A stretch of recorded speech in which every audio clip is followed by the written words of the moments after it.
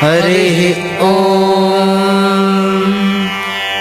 नमामि दूतं रामस्य सुखदं च सुरद्रमम् पीनवृत्तमहाबाहुं सर्वशत्रुनिवारणम् नानारत्नसमायुक्तकुण्डलादिविराजितम् सर्वदाभीष्टदातारं सतां वै दृढमावहे वासिनं चक्रतीर्थस्य दक्षिणस्थगिरौ सदा तुङ्गाम्भोधितरङ्गस्य वातेन परिशोभिते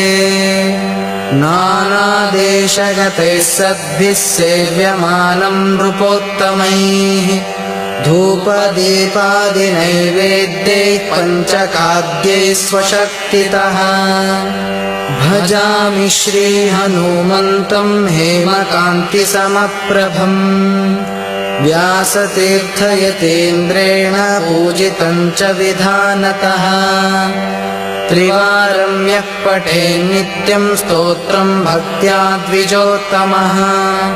वाञ्छितं लभतेऽभीष्टं षण्मासाभ्यन्तरे खलु पुत्रार्थी लभते पुत्रं यशोर्थी लभते यशः विद्यार्थी लभते विद्यां धनार्थी लभते धनम्